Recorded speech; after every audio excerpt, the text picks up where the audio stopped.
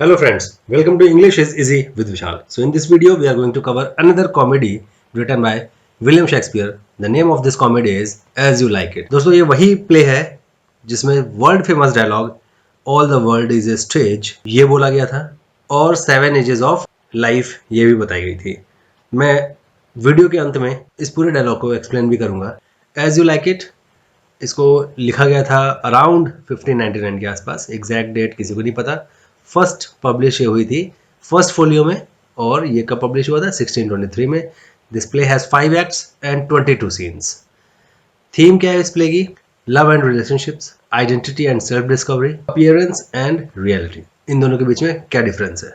कोई चीज़ जो दिखती है वो होती नहीं है, ये यहाँ पे बताया गया है। सबसे पहले कुछ कैरेक्टर्स को जान लेते हैं। रोजालिंड ये प्रोटैगनिस्ट है इस प्ले की और ये डॉटर है एक बैनिस्ड सीनियर ड्यूक की। बैनिश मतलब क्या होता है? एक ऐसा बंदा जिसको एग्जाइल कर दिया गया हो, मतलब कि अपने देश से निकाल दिया गया हो। इसके बाद एक और कैरेक्टर है ऑर्लैंडो, मेल लीड है और ये एक यूथ यंग नोबल मैन है और जो रोजलैंड के प्यार में पड़ता है। ड्यूक सीनियर इन्हीं को बैनिश कर दिया गया था, निकाल दिया गया था और रोजलैंड इन्हीं की बेटी होती है और ये अब फॉरेस्ट ऑफ आर्डन में रहते हैं। पूरे प्ले में फॉरेस्ट ऑफ आर्डन में ही रहेंगे। लास्ट के सीन में ये अपने अपने ड्यूकडम में वापस आते हैं। ड्यूक फ्रेडरिक रोजलिंड का अंकल है, मतलब कि ड्यूक सीनियर का छोटा भाई है और इसी ने तख्ता पलट करके इनको ड्यूकडम इनसे ले लिया हुआ है। ओलिवर एक अनदर कैरेक्टर है और ये ऑर्लैंडो का बड़ा भाई है और ये कैरेक्टर राउंड कैरेक्टर है, मतलब कि इसको कैरेक्टर को पहले ये विलेन होता है और बाद में ये हीरो का दोस्त बन जाता है। मतलब ये समझिए आप कि निगेटिव से पॉजिटिव हो जाता है। सिलिया ये रोजलिंड की कजिन है, मतलब कि फ्रेडरिक की बेटी है।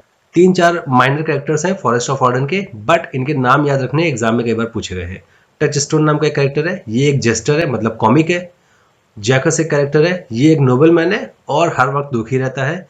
और याद रखिएगा all the world is a stage ये वाला डायलॉग जैकस ने ही बोला था। फीब एक कैरेक्टर है, शेफर्डस है और ये रोजलिंड के प्यार में पड़ जाए, जो कि उस टाइप पे गिनीमेट बनी होती है। चलिए स्टोरी शुरू करते हैं। दोस्तों कहानी की शुरुआत ड्यूक फेडरिक से होती है। ड्यूक फेडरिक के बारे में बताया जाता है कि वो एक जगह का ड्यूक है, बट असल हकदार नहीं है वो इस ड्यूक का, इस क्राउन का असली हकदार नहीं है वो। उसने अपने बड़े भाई, जिसका नाम पूरे के पूरे प्ले में नहीं बताया गया है, उसको हम लोग बोलेंगे ड्यूक सीनियर। वो ड्यूक सीनियर को देश से निकाल दिया और खुद राजा बन गया। ड्यूक सीनियर जिस जंगल में रहने चला गया था उस जंगल का नाम था forest of Ardern. Senior Duke की बेटी रोजालिंड और इस ड्यूक की बेटी फ्रेडरिक की बेटी मतलब सीलिया दोनों एक साथ रहती हैं। इन दोनों के बीच में बहुत ज़्यादा सिस्टरली लव है और पूरा टाइम एक साथ बिताती थी। वहीं उनके कोर्ट में एक बार ऐसा होता है कि एक रेसलिंग मैच होना था, दोनों वो मैच देखने जाती हैं। चार्ल्स नाम का एक बहुत ही सेलिब्रेटेड रेसलर था जिसने अपने अपोनेंट्स को मैच के दौरान मार डाला था। वो इतना अच्छा फाइटर था। आज उसकी लड़ाई ऑर्लैंडो नाम के एक यंग रेसलर से होनी थी जो बहुत देखने में पतला दुबला था। दोनों उसके पास जाती हैं और उसको समझाने लगती हैं कि ये लड़ाई मत लड़ो, चार्ल्स तुम्हें जान से मार देगा। ये सुनकर ऑर्लैंडो का मन और ज़्यादा करने लगता है कि यार अब ये फाइट तो कैसे भी करके जीतनी है, तभी मुझे इन लेडीज से प्रेज मिलेगी, तारीफ मिलेगी। अब ये जो ऑर्लैंडो है इसके साथ भी एक ट्रेजेडी हुई है कि इसको भी इसके भाई ने, जिसका नाम ओलिवर है, उसने घर से निकाल दिया हुआ है और सारी प्रॉपर्टी अपने नाम पे कर ली है। ये एक नोबल मैन होता है, ठीक है, आम आदमी है वैसे एक तो इसलिए ये ज़्यादा जीने मरने के बारे में नहीं सोचता है। मगर आज रोजरलैंड को देखने के बाद ही felt so strong and courageous that he defeated Charles. Duke Frederick ये देखता है और उसकी बड़ी तारीफ करता है कि यार तुम तो सरप्राइजिंगली बहुत अच्छे फाइटर हो। तो उसका नाम पूछता है, वो बोलता है कि मेरा नाम ऑर्लैंडो है, मैं सर रोलैंड डी बॉयज का बेटा हूँ, जो अब इस दुनिया में नहीं है। अब ये जो सर रोलैंड डी बॉयज है, ये जब जिंदा थे तो ये जो सीनियर ड्यूक है ना, इसके दोस्त थे। जब ये बात फ्रेडरिक सुनता है तो फ्रेडरिक का मूड ही खराब हो जाता है कि यार मैं इस बंदे से दोस्ती कर ही नहीं सकता, बड़े भाई के दोस्त का बेटा है। वही रोजलिंड जब ये बात सुनती है तो बड़ी खुश हो जाती है कि अरे वाह ये तो बड़ी अच्छी बात हुई, मेरे फादर और इसके फादर दोस्त थे एक टाइम पे। वो जब जाने लगती है तो ऑर्लैंडो को अपने गले की एक चेन निकाल के देती है और ये भी बोलती है कि यार मैं तुमको और भी बहुत कुछ देती, मगर अभी मेरे हाथ में कुछ है नहीं देने को। दोनों सिस्टर्स एक दूसरे को छेड़ती हैं कि यार ये तो बहुत ही प्यारा है, मैं इससे प्यार करूंगी। तभी ड्यूक फ्रेडरिक वहाँ पे आ जाता है और उसने देख लिया था कि ये इसको चेन निकाल के दे रही है। कहता है कि 10 दिन के अंदर तुम यहाँ से चले जाओ और 20 मील के रेडियस में पूरे के पूरे मेरे किंगडम में दिखना मत तुम। रोजलिंड के पास भी कोई चारा नहीं बचा और फाइनली वो भी अपने फादर के पास फॉरेस्ट ऑफ आर्डन में जाने की तैयारी कर लेती है। सीलिया भी उसको बहुत प्यार करती है और वो अपने बाप की मर्जी के बगैर वो उस जर्नी में जाने का तय करती है, क्योंकि ये जर्नी जो होती है बहुत डेंजरस होती है, जंगल में सबको जाना पड़ता है। यहाँ पर हम शेक्सपियर का एक ड्रामेटिक टूल देखते हैं पहली बार, जिसका नाम है डिस्गाइज। वो कैसे? क्योंकि जब ये लोग जंगल में जाने के लिए तैयारी करते हैं तो अपना हुलिया चेंज करना होता है, क्योंकि भाई साहब दो लड़कियां आप उसमें ट्रैवल कर रही हैं तो ये बड़ी मुश्किल हो जाएगी उस जमाने में। रोजलिंड जो कि थोड़ी सी लंबी होती है, उसने एक लड़के का रूप लिया और वो मेल गेटअप में आ गई और यंग कंट्री मैन बन गई, और उसके जो कजिन थी वो एक कंट्री गर्ल बन के रह गई। उसने भी आम कपड़े पहन लिए। अब इन्होंने अपना नाम क्या रखा, याद रखिएगा, जो मेल बनी है उसने अपना नाम रखा है गैनीमेड और जो फीमेल है उसने अपना नाम रखा है एलियना। फाइनली दोनों फॉरेस्ट ऑफ आर्डन पहुंच जाती हैं। दोनों बहुत थके हुए होते हैं तो वहाँ पे एक पासरबाई गुजर रहा होता है, उससे कहती है मुझे कुछ खाने को दे दो। वो खाने को देता है, बात बात में उससे कहता है कि यहाँ पे एक बहुत बड़ा शेफर्ड है और वो अपनी प्रॉपर्टी बेच रहा है, पूरा का पूरा फ्लॉक बेच रहा है भेड़ों का, आप उसको खरीद सकते हो। इमीडिएटली वो खरीद लेती है और वहीं पे एज अ शेफर्ड और शेफर्डस बन के सेटल हो जाती है। मीनवाइल एक नया कैरेक्टर इंट्रोड्यूस होता है, उसका नाम है ओलिवर। ओलिवर कौन है? ये ऑरलैंडो का बड़ा भाई है, सर रोलैंड डी बॉयस का बड़ा बेटा है, और ये वही बंदा है जिसने ऑरलैंडो को घर से निकाल दिया है और पूरी प्रॉपर्टी पे कब्जा कर लिया है। वो आज इसने अचानक से प्लान बनाया है कि मैं ऑरलैंडो को जान से मार दूंगा, और वो भी फॉरेस्ट ऑफ आर्डन की तरफ आ जाता है। इधर ऑरलैंडो वो रोजलिंड से प्यार करने लगा है और वो भी फॉरेस्ट ऑफ आर्डन में घूम रहा है और ट्रीज के ऊपर उसका नाम कार्व कर दे रहा है, मतलब कि जिसको हम लोग बोलते हैं कुरेद देना। ओके, कार्विंग कर रहा है। और तो और वो कुछ सोनेट्स लिखता है, कुछ सॉन्ग्स लिखता है और उसको पेड़ों के ऊपर टांग देता है। रोजलिंड और सिलिया को ये सारी सोनेट्स मिल जाती हैं, फिर दोनों एक दूसरे को मिल जाते हैं, मगर ऑरलैंडो उसे पहचान नहीं पाता, क्योंकि आपको मैंने पहले ही बताया था कि वो बॉयज़ के गेटअप में थी और उसने अपना नाम एनीमेड रख लिया था। दोनों के बीच में दोस्ती हो जाती है और ऑरलैंडो उसे बताता है कि मैं एक लड़की को प्यार करता हूँ जिसका नाम रोजलिंड है, बट मैं उसको मिल नहीं पा रहा हूँ, वो कहाँ है मुझे पता नहीं। अब देखिए, इत्तेफाक वाली बात है और ये ऑडियंस के लिए कॉमेडी है कि वो रोजलिंड से ही ये बात बोल रहा है। ठीक है, तो रोजलिंड जो कि गैनीमेड बनी हुई है इस टाइम पे, वो उससे कहती है कि कोई बात नहीं, तो मेरे फार्म हाउस मुझसे डेली मिलने आया करना और मैं तुमसे वैसे ही बिहेव करूँगा जैसे रोजलिंड करती होगी। ये सारी बातें वो बॉयज़ के गेटअप में उससे बोल रही है। ऑरलैंडो बेचारा डेली उससे मिलने आने लगता है, वो सारी बातें वो बोलता है जो वो रोजलिंड को बोलना चाहता है, अगर वो एक्चुअल में उसके सामने होती। वैसे तो उसी के सामने ही है, बट उसे ये बात पता ही नहीं है। ऐसे ही कई दिन निकल जाते हैं। एक दिन ऑरलैंडो गैनीमेड यानी कि रोजलिंड से मिलने जा रहा होता है। रास्ते में उसे एक आदमी घास के ऊपर सोते हुए दिखता है। बगल में उसके एक लॉयनेस है जो उसके जागने का वेट कर रही है, क्योंकि उस टाइम पे ऐसा बोला जाता था कि जो लॉयनेस होती है वो कभी भी किसी मरे हुए या सोते हुए आदमी के ऊपर अटैक नहीं करती है। तो ऑरलैंडो जाता है और उस आदमी को पहचान जाता है कि ये तो मेरा भाई है, ओलिवर है। मगर वो अपने ब्रदरली लवर के चक्कर में, भले वो उसका एनिमी है इस टाइम पे, लॉयनेस से लड़ता है, अपनी लाइफ रिस्क में डालता है और लॉयनेस को जान से मार देता है। ओलिवर जब जागता है तो नोटिस करता है कि जिस भाई को मैंने इतना बैडली ट्रीट किया और खुद की उसने लाइफ रिस्क में डाल के मेरी लाइफ बचाई, वो इमीडिएटली माफ़ी मांगता है और आज से दोनों डियरेस्ट ऑफ ब्रदर्स बन जाते हैं। फाइट में ऑरलैंडो का एक हाथ जख्मी हो जाता है। ओलिवर को बोलता है कि आज मैं गैनीमेड से मिलने नहीं जा पाऊंगा, तुम ऐसा करो उसके घर जाओ और उसे यहाँ आने को बोलो। ओलिवर गैनीमेड और एलिनिया मतलब कि रोजालिंड और सेलिया के पास जाता है, उन्हें पूरी बात बताता है कि आज ऐसा ऐसा हो गया को बताता है, और वो बातों में ये भी बोलता है कि ये मेरा ऑरलैंडो वही भाई है जिसके साथ मैंने बहुत गलत किया। वो कन्फेशन करता है। सीलिया जब उसको देखती है तो वो उससे प्यार करने लगती है, क्योंकि उसने जो अपनी गलतियों को कन्फेस किया बड़ा ही मैनली तरीके से किया। जनरली लोग अपनी गलती मानते नहीं है, तो सीलिया उसके इस क्वालिटी से बड़ी इंप्रेस हो जाती है और उससे प्यार करने लगती है। गैनीमेड जब ये बात सुनती है कि ऑरलैंडो बुरी तरह से घायल हो गया है तो वहीं फेंट हो जाती है, मतलब कि अगर कैरेक्टर के अकॉर्डिंग देखें तो हो जाता है। फिर थोड़ी देर बाद होश आ जाता है। सारी चीज़ें काफ़ी ड्रामेटिक तरीके से होती हैं और शेक्सपियर ऑडियंस को ये चीज़ देना चाहते थे।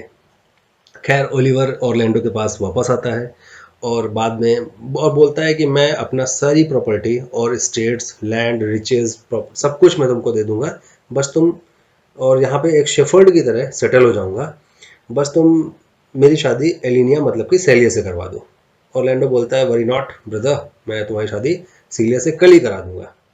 उसके बाद वो ड्यूक सीनियर जो जंगल में ही रहते हैं, उनके जितने फॉलोअर्स हैं, उनकी जितनी फॉलोइंग है, उन सबको बुलाता है। थोड़ी देर में गनीमेड वहाँ आ जाती है, ऑरलैंडो को देखती है और उसके जितने भी वुंड्स हैं उनको देखती है। फिर ऑरलैंडो उसे बताता है कि मेरा भाई कल एलिनिया से शादी करेगा।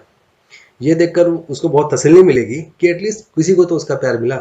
मुझे भी अगर रोजालिंड मिल जाती तो मैं भी उससे शादी कर लेता। रोजालिंड अभी भी गैनीमेड के लुक्स में है और बोलती है कि अगर तुम सच में उससे प्यार करते होगे तो कल तुम्हारे भाई के साथ तुम्हारी शादी भी रोजालिंड से हो जाएगी।